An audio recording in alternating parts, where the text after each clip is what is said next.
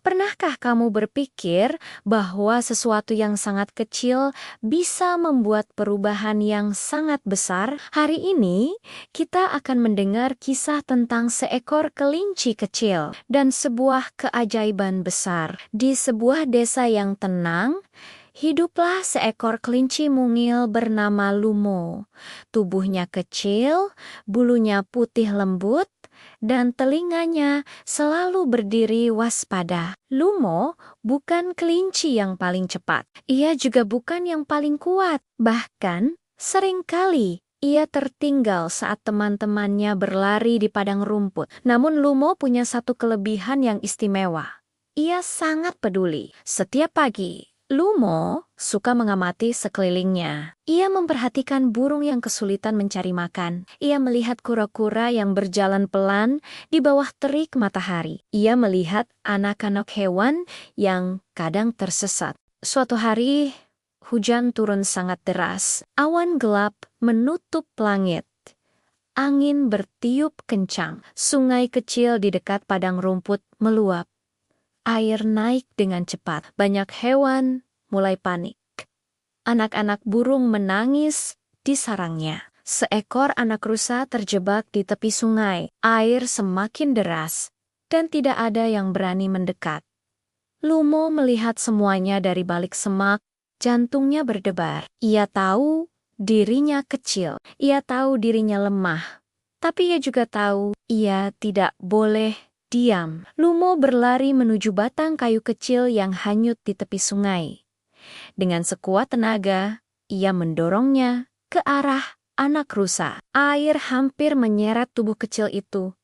Dorong, sedikit lagi, seolah Lumo berkata dalam hatinya. Batang kayu itu akhirnya sampai. Anak rusa berpegangan. Perlahan, ia bisa menyeberang. Hewan-hewan lain terdiam. Mereka tidak menyangka kelinci kecil itu berani. Namun, masalah belum selesai. Air terus naik, sarang burung mulai goyah. Anak-anak burung hampir jatuh. Lumo kembali berlari. Ia mengumpulkan ranting, ia menyusun daun, ia membuat tumpukan kecil agar burung bisa berpindah. Satu persatu, anak burung diselamatkan. Tubuh Lumo basah, kakinya gemetar, napasnya terengah, tapi matanya tetap bersinar. Hujan akhirnya reda. Air mulai surut, padang rumput kembali tenang. Semua hewan berkumpul mengelilingi Lumo. "Terima kasih," kata mereka. Lumo menunduk malu. Ia tidak merasa melakukan sesuatu yang besar.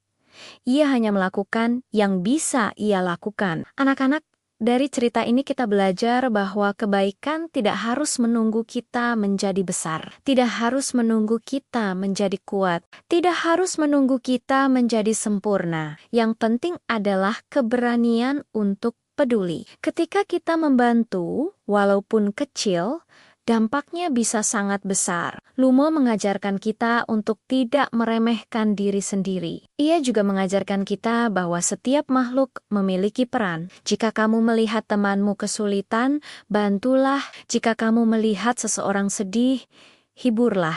Jika kamu melihat sesuatu yang salah, laporkanlah.